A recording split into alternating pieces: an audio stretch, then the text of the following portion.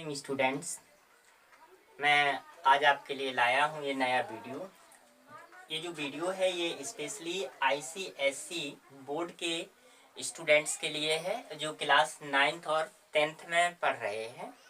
और ये विषय है आपका हिंदी, उपविषय है नया रास्ता, उपन्यास भाग 1 और यहाँ पर ये पाठ्यक्रम है। तो स्टूडेंट्स, सबसे पहले हम लोग आज पाठ्यक्रम के बारे में डिस्कस करेंगे, चर्चा करेंगे कि आखिर आपका जो हिंदी का पाठ्यक्रम है वो क्या है।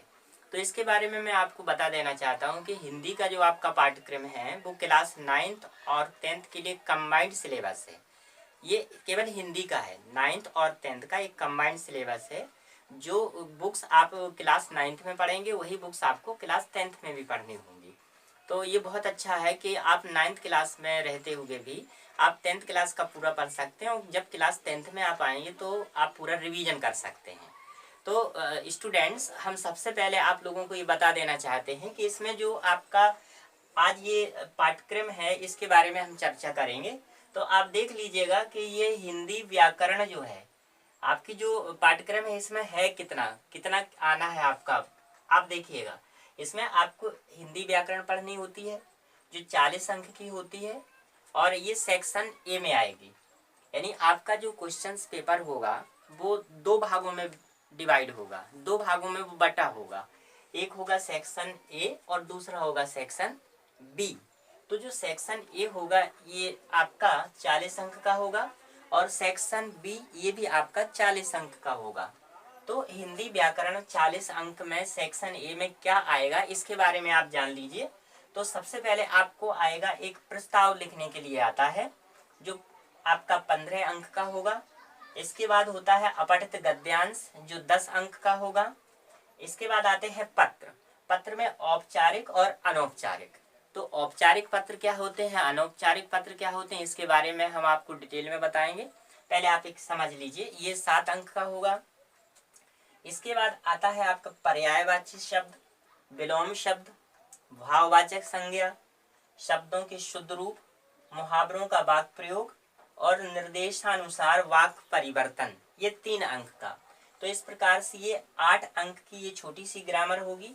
और इसके बाद आपका ये 15, 10 और 7 इन अंकों के आपके ये ग्रामर होगी। तो पूरा हम मिला के देखेंगे तो ये पूरा 40 अंक की ग्रामर होगी आपकी। इसके बाद देख लीजिए आप जो है कि ये आता है सेक्शन बी जो कि 40 अंक का होगा। इसमें आपका नया रास्ता ये उपन्यास होगा और ये इस उपन्यास के आधार पर आपसे जो प्रश्न पूछे जाएंगे वो कैसे प्रश्न पूछे जाते हैं इसके बारे में भी आप समझ लीजिएगा। आपको होगा क्या कि एक क्यू दे दिया जाएगा, छोटी सी आपको एक मदद के तौर पर आपको बताया जाएगा कि ये आपको करना है। ये आपका थोड़ा सा संकेत होगा और उस संकेत के आधार पर आपको 4 प्रश्न दिए जाएंगे। उन 4 प्रश्नों को आपको करना होगा। तो इस प्रकार से आपको 3 प्रश्न होंगे, 3 प्रश्न यानी हर प्रश्न में आपके 4 प्रश्न दे दिए जाएंगे। ठीक है, तो इसमें आपको करना क्या होगा कि 3 में से आपको कोई 2 प्रश्न करने होंगे। तो ये 10-10 अंक का होगा तो आपको 20 अंक ये मिलेंगे। इसके बाद एकांकी संचय होगी और इनमें से आपको 3 प्रश्न दिए जाएंगे जिनमें से आपको कोई 2 प्रश्न करने होंगे जो कि ये 20 अंक के होंगे। गुड मॉर्निंग डियर स्टूडेंट्स, हम लोग आज की क्लास में पढ़ेंगे नया रास्ता उपन्यास भाग 1। ये क्लास 9th और 10th की स्टूडेंट्स के लिए है और ये नया रास्ता जो लिखा है ये सुषमा अग्रवाल जी ने लिखा है। और इसमें मैंने यहाँ पर भाग 1 यानी उपन्यास में मैंने आप लोगों को पहले ही बताया था कि जो ये नया रास्ता उपन्यास है ये 26 भागों में बटा हुआ है। आप याद रख लीजिएगा, आपको याद रहना भी चाहिए कि जो आपका नया रास्ता उपन्यास है ये कितने भागों में बटा हुआ है। तो आप याद रखिएगा कि जो नया रास्ता है ये आपका एक उपन्यास है, पाठ्य पुस्तक है आपकी और ये 26 भागों में बटी हुई है।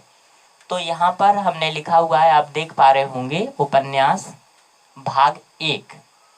तो भाग 1 के साथ साथ हमने आपको यहाँ ये भी लिख दिया है कि ये जो भाग 1 है इसमें मुख्य रूप से आपको याद क्या रखना है।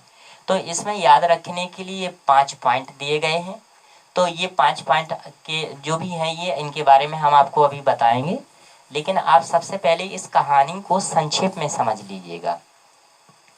तो डियर स्टूडेंट्स, आप इस कहानी को सुनिएगा ध्यान से और समझिएगा।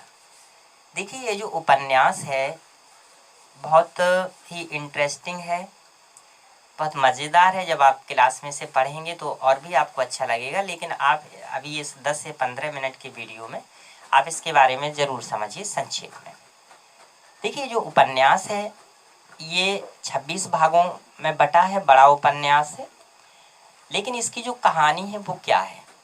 इसकी कहानी 2 जगह से शुरू होती है। इसमें इस पूरी जो कहानी है वो 2 जगह के इर्द-गिर्द घूमेगी। तो इसमें जो पहली जगह है वो है मीरापुर। मीरापुर में दयाराम जी नाम की एक व्यक्ति है। उनकी 3 संतानें हैं, जिनमें एक लड़का है जिसका नाम रोहित है। उसकी एक बहन है जिसका नाम मीनू है। मीनू की एक और छोटी बहन है जिसका नाम आशा है। और इस कहानी में इतने पात्रों के साथ ही मीरापुर में और भी एक पात्रा है जो बहुत महत्वपूर्ण है, जिसका नाम नीलिमा है, जो मीनू की बहुत ही प्रिय सहेली है। और इसके साथ साथ मीनू के साथ एक छोटी सी बच्ची है जिसे वो अपनी सहायिका के रूप में अपने घर में रखती है जब वो जाती है। इस कहानी में बताएंगे अभी आपको कि होता क्या है आगे। तो उसका नाम राजू है। और राजू का एक चचेरा भाई है जिसका नाम मनोहर है। आशा जो है, आशा की शादी होती है मीनू से पहले। मीनू जो कि बड़ी है, बड़ी बहन है, लेकिन इसके बाद जो परिस्थितियां आती हैं इसके साथ, उन परिस्थितियों के बारे में भी हम आपको बताएंगे। तो मीनू जो है, मीनू से पहले शादी होती है आशा की, और आशा के जो पति है उनका नाम आलोक है। अब इस कहानी को हम शुरू करते हैं कि ये कहानी आखिर है क्या। इस कहानी में लेखिका सुषमा अग्रवाल हैं, जो कि मैंने यहाँ लिख रखा है, आप देख पा रहे होंगे। इस कहानी में, अपने इस उपन्यास में लेखिका ने समाज की वास्तविक स्थिति को दिखाया है। और समाज की इस वास्तविक स्थिति में जो कड़वा सत्य है वो ये है, दहेज। और शारीरिक रूप से किसी को कमज़ोर, दुबला, पतला, काला, सांवला, अन्य प्रकार से जो हम लोग किसी लड़की के लिए सबसे ज़्यादा दुखद बात होती है कि वो कद की छोटी हो, रूप रंग की सांवली हो, ठीक है, और कोई उसका रूप बहुत अच्छा ना हो, तो उसकी समाज में बहुत ही दयनीय स्थिति हो जाती, चाहे वो पढ़ी लिखी ही कितनी क्यों ना हो। इसी चीज़ को लेखिका ने इस उपन्यास में दिखाने की कोशिश की है। तो कहानी की जो शुरुआत है वो ये है कि मीनू, जो कि मीरापुर की है, बहुत पढ़ी लिखी है, पढ़ने में बहुत योग्य है, लेकिन वो कद की छोटी है, रंग में सांवली है। इस कारण से लंबे समय तक उसका कहीं रिश्ता नहीं हो पाता है। शादी के लिए जो भी देखने आते हैं उसको देख करके, बाहरी रूप से देख करके उसे मना कर देते हैं। इस कारण से वो बहुत चिंतित रहती है, दुखी रहती है। और इसी मीनू की एक सहेली है जिसका नाम है नीलिमा, जो कि मीरापुर में ही रहती है, घर के पास ही मकान होगा। तो वहाँ पर ये जाती है और अपनी हर बात बताती है। तो आज जो कहानी की शुरुआत हुई है वो ये हुई है कि मीनू अपनी प्रिय सहेली मीनू के घर जाती है और जाकर के वहाँ बैठती है। उस समय नीलिमा अपने घर में बैठी हुई है, अपने कुछ कामों में व्यस्त है। तो वहाँ मीनू बैठ जाती है। बैठने के बाद वो अपनी कुछ बातें बताती है, वहाँ यहाँ की सब बातें होती हैं दोनों सहेलियों में।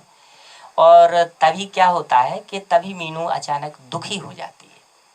जब वो दुखी हो जाती है तो नीलिमा उसका दुख जानती है, इसलिए वो कुछ कहती नहीं है, लेकिन वो समझती है कि मीनू को आखिर दुख क्या है।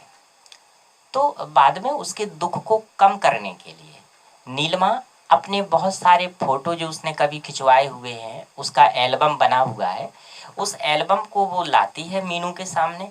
और मीनू देखती है और मीनू नीलिमा की तारीफ बहुत करती है।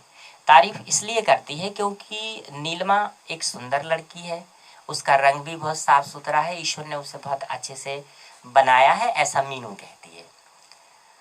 लेकिन होता क्या है कि उसी समय अचानक एक छोटी सी घटना घटती है। घटना ये घटती है कि रोहित, जो कि मीनू का भाई है, नीलिमा के घर आता है और घर आने के बाद वो ये बताता है कि मीनू एमए की परीक्षा में प्रथम श्रेणी से उत्तीर्ण हो गई है। ये खुशी जब वो सुनती है, यानी जब ये खबर सुनती है तो बहुत खुश हो जाती है। और जब खुश हो जाती है मीनू, तो उसे रहा नहीं जाता है और वो घर जल्दी जाने के लिए सोचती है। लेकिन तभी क्या होता है कि तभी मीनू की माँ आती है और उन दोनों का मुंह मीठा कराती है, मिठाई खिलाती है। और मैं इसमें एक बात और बता देता हूँ कि इस उपन्यास में ये बताया गया है कि मीनू तो प्रथम श्रेणी से पास होती है। जो सांवली सी लड़की है, छोटी सी लड़की है, सभी समाज में उसका लोग अपमान करते हैं, उसे इज्जत नहीं देते हैं, केवल इतनी सी वजह के कारण वो प्रथम श्रेणी से पास होती है। और जो नीलिमा है, नीलिमा बहुत सुंदर है, अच्छी है, होनहार है, लेकिन इसके बावजूद भी वो द्वितीय श्रेणी से यानी सेकंड डिवीजन से पास होती है। तो इस कहानी में इतना ही है, यानी ये भाग 1 की कहानी है। भाग 2 की कहानी मैं आपको अगले वीडियो में बता दूंगा। आप तब तक इतनी कहानी का चिंतन मनन करिएगा। लेकिन इसके साथ साथ आपको जो पॉइंट याद रखने हैं वो आप पॉइंट ज़रूर याद रखिएगा। जो पॉइंट है वो उनके बारे में मैं आपको यहाँ पर बता देना चाहता हूँ। देखिएगा, आप यहाँ देखिएगा कि जो सबसे पहला जो पॉइंट है वो क्या है इसका, वो ये है मीनू का अपनी प्रिय सहेली से मिलने जाना, जो कि घर पे मिलने जाती है। इसके बाद है मीनू का अपनी पुरानी दुख भरी यादों में खो जाना। इसके बाद तीसरा पॉइंट है नीलिमा के द्वारा अपने फोटो दिखाना और उसका मन हल्का करना। चौथा पॉइंट है मीनू के द्वारा नीलिमा को मेरठ के रिश्ते के बारे में बताना। अब इसमें एक बात और आ जाती है जो कि मैंने अभी यहाँ पर मिस हो गई थी बात, मैं आपको बता देना चाहता हूँ। होता ये है कि थोड़ी देर के लिए वो बहुत खुश हो जाती है। जब मीनू नीलिमा के घर पहुँचती है तो थोड़ी देर के लिए वो खुश हो जाती है और अपनी बात को रखती है। बात वो ये रखती है, वो ये कहती है कि मेरठ शहर से मुझे देखने के लिए कुछ लोग आ रहे हैं। तो ये बात जब बताते हुए वो बहुत खुश हो जाती है, लेकिन थोड़ी देर के बाद फिर वो मायूस हो जाती है। इसके बाद नीलिमा उसके दुख को धीमा करने के लिए, हल्का करने के लिए फ़ोटो दिखाती है। इसके बाद ये जो 4th पॉइंट है यहाँ पर मैंने आपको बता दिया। इसके बाद ये 5th जो इसका पॉइंट है वो ये है कि एमए की परीक्षा प्रथम श्रेणी में उत्तीर्ण होने के कारण बहुत खुश होकर अपने घर पुनः प्रस्थान करना। ये पुनः प्रस्थान कौन करता है? मीनू करती है।